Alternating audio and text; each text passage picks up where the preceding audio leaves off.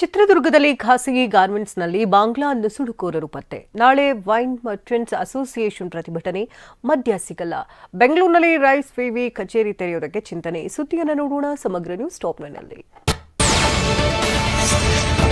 ಚಿತ್ರದುರ್ಗದಲ್ಲಿ ಖಾಸಗಿ ಗಾರ್ಮೆಂಟ್ಸ್ ಮೇಲೆ ಪೊಲೀಸರು ದಾಳಿ ನಡೆಸಿದ್ದಾರೆ. ಈ ವೇಳೆ ಶಂಕಿತ 15 ಬಾಂಗ್ಲಾ ನುಸುಳುಕೋರರನ್ನ ಪೊಲೀಸರು ವಶಕ್ಕೆ ಪಡೆದಿದ್ದಾರೆ.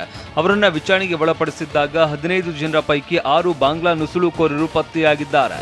ಚಿತ್ರದುರ್ಗದ ಕೋಟೆ ಠಾಣೆ ಗ್ರಾಮಾಂತರ ಠಾಣೆಯಲ್ಲಿ ವಿಚಾರಣೆ ನಡೀತಾ ಇದ್ದು, ನುಸುಳುಕೋರರ ಪತ್ತೆಗಾಗಿ ಕಾರ್ಯಾಚರಣೆ ಮುಂದುವರೆಸಿದ್ದಾರೆ. ವಿವಿಧ ಬೇಡಿಕೆಗೆ ಆಗ್ರಹಿಸಿ ವೈನ್ಸ್ ಮರ್ಚೆಂಟ್ಸ್ ಅಸೋಸಿಯೇಷನ್ ನಾಳೆ ಪ್ರತಿಭಟನೆಗೆ ಮುಂದಾಗಿದೆ. ರಾಜ್ಯವ್ಯಾಪಿ ಮದ್ಯ ಮಾರಾಟ ಬಂದ್ಗೆ ಅಸೋಸಿಯೇಷನ್ ಕರೆ ನೀಡಿದೆ. ಈ ಮೂಲಕ ಸರ್ಕಾರಕ್ಕೆ ಬಿಸಿ ಮುಟ್ಟಿಸುವುದಕ್ಕೆ ವೈನ್ಸ್ ಮರ್ಚೆಂಟ್ಸ್ ಅಸೋಸಿಯೇಷನ್ ಮುಂದಾಗಿದೆ. ನಾಳೆ ಎಂಎಸ್ಐಎಲ್ ಹೊರತುಪಡಿಸಿ ಉಳಿದ ಬಾರ್ಗಳು ಬಂದ್ ಆಗುವ ಸಾಧ್ಯತೆ ಇದೆ. ವೈನ್ಸ್ ಮರ್ಚೆಂಟ್ಸ್ ಅಸೋಸಿಯೇಷನ್ ಬೇಡಿಕೆಗಳು ಅಂತ ನೋಡೋದಾದ್ರೆ, ಸಮಸ್ಯೆಗಳ ಪರಿಹಾರಕ್ಕಾಗಿ ಸಿಎಂ ಅಧ್ಯಕ್ಷತೆಯಲ್ಲಿ ಸಭೆ ನಡೆಸುವುದಕ್ಕೆ ಒತ್ತಾಯಿಸಿದ್ದಾರೆ. ಅಬಕಾರಿ ಭ್ರಷ್ಟಾಚಾರದ ನಿಗ್ರಹಕ್ಕಾಗಿ ಕ್ರಮ ಆಗಬೇಕು. ಅಬಕಾರಿ ಇಲಾಖೆಯ ಉಸ್ತುವಾರಿಯನ್ನ ಆರ್ಥಿಕ ಸಚಿವರೇ ನೋಡಿಕೊಳ್ಳಬೇಕು. ವೈನ್ಸ್ ಶಾಪ್ ಬಳಿ CL7ಗೆ ಲೈಸೆನ್ಸ್ ಕೊಡುವಂತಿಲ್ಲ. ಆದರೆ ಲೈಸೆನ್ಸ್ ಕೊಡಲಾಗ್ತಾ ಇದ್ದು ಅವುಗಳನ್ನ ಪರಿಶೀಲನೆ ಮಾಡಬೇಕು ಹಾಗೂ ಎಲ್ಲರಿಗೂ ಒಂದೇ ಕಾನೂನು ತರುವಂತೆ ವೈನ್ಸ್ ಮರ್ಚೆಂಟ್ಸ್ ಅಸೋಸಿಯೇಷನ್ ಆಗ್ರಹಿಸಿದೆ.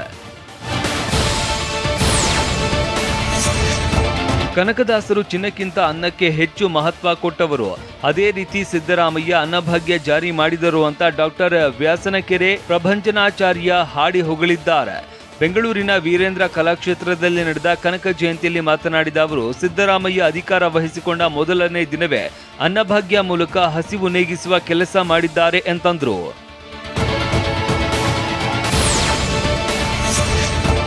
ಇಡಿ ಅಧಿಕಾರಿಗಳ ದಾಳಿ ವೇಳೆ 12.41 ಕೋಟಿ ಹಣ ಜಪ್ತಿ ಮಾಡಲಾಗಿದೆ. ಕರ್ನಾಟಕ, ತಮಿಳುನಾಡು, ಪಶ್ಚಿಮ ಬಂಗಾಳ, ಉತ್ತರ ಪ್ರದೇಶ, ಮೇಘಾಲಯ, ಪಂಜಾಬ್ ಸೇರಿದಂತೆ 22 ರಾಜ್ಯದಲ್ಲಿ ಇಡಿ ದಾಳಿ ನಡೆಸಿತ್ತು.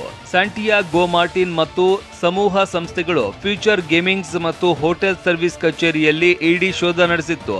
ಈ ವೇಳೆ ದಾಖಲೆ, ಡಿಜಿಟಲ್ ಡಿವೈಸ್ ಸೇರಿದಂತೆ 12.41 ಕೋಟಿ ವಶಕ್ಕೆ ಪಡೆಯಲಾಗಿದೆ. ಬಳ್ಳಾರಿ ಜಿಲ್ಲೆಯ ಮೋಕಾ ಗ್ರಾಮದ ವ್ಯಾಪ್ತಿಯಲ್ಲಿ ಅಕಾಲಿಕ ಮಳೆಗೆ ಬೆಳೆ ಹಾನಿಯಾಗಿದೆ. ಭತ್ತ, ಮೆಕ್ಕೆಜೋಳ, ಮೆಣಸಿನಕಾಯಿ ಬೆಳೆ ನೆಲ ಕಚ್ಚಿದ್ದು ಜಿಲ್ಲೆಯಾದ್ಯಂತ ಅಂದಾಜು 8,000 ಹೆಕ್ಟೇರ್ನಷ್ಟು ಭತ್ತ ಹಾನಿಯಾಗಿದೆ. ಇದಲ್ಲದೆ ಒಬ್ಬ ರೈತ ಕೇವಲ 40 ಕ್ವಿಂಟಲ್ ಮಾತ್ರ ಭತ್ತ ಮಾರಾಟ ಮಾಡುವ ನಿಯಮದ ವಿರುದ್ಧ ರೈತರು ಕಿಡಿಕಾರಿದ್ದಾರೆ. ಮತ್ತೆ ಗಾಯದ ಮೇಲೆ ಬರೆ ಎಳೆದಂತೆ ಮೊನ್ನೆ ಬಂದಂತಹ ಅಕಾಲಿಕ ಮಳೆಯಿಂದಾಗಿ ಕೂಡ ನಾವೇನು ಉತ್ತಮವಾಗಿ ಬಂದಂತಹ ಫಸಲು ಕೂಡ ನೆಲಕ್ಕವರೆಗೆ, ಅದರಿಂದ ಕೂಡ ನಾವು ಒಂದು ಎಕರೆಗೆ 6 ರಿಂದ 7 ಕ್ವಿಂಟಲ್ ಭತ್ತವನ್ನು ಕೂಡ ನಷ್ಟವಾಗುವಂಥ ಸಂದರ್ಭ ಕೂಡ ಬಂದಿದೆ. ಗಡಿನಾಡು ಚಾಮರಾಜನಗರದಲ್ಲಿ ಮನುಷ್ಯ ಮತ್ತು ಕಾಡು ಪ್ರಾಣಿಯ ಸಂಘರ್ಷ ಮುಂದುವರೆದಿದ್ದು, ರಾತ್ರೋರಾತ್ರಿ ಜಮೀನಿಗೆ ಲಗ್ಗೆ ಇಟ್ಟ ಕಾಡಾನೆ ಬೀಟ್ರೂಟ್ ಬೆಳೆ ನಾಶ ಮಾಡಿದೆ. ಆಲತ್ತೂರಿನ ಕುಮಾರ್ ಹಾಗೂ ಬಸವರಾಜ್ ಬೆಳೆ ಕಳೆದುಕೊಂಡು ಕಂಗಾಲಾಗಿದ್ದು, ಕಾಡಾನೆ ಹಾವಳಿಗೆ ಶಾಶ್ವತ ಪರಿಹಾರ ಒದಗಿಸುವಂತೆ ಆಗ್ರಹಿಸಿದ್ದಾರೆ.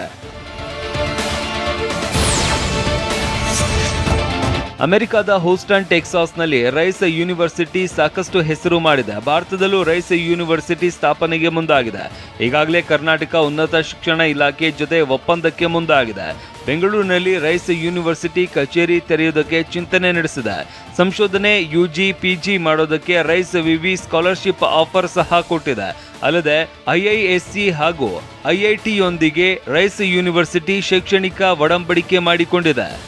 And so there's an opportunity for RISE to learn from India and to educate. We have a great educational program, very good research program, and so there's an opportunity for both. We're very excited about this, and we seek to grow our student representation on our campus in this dynamic ecosystem.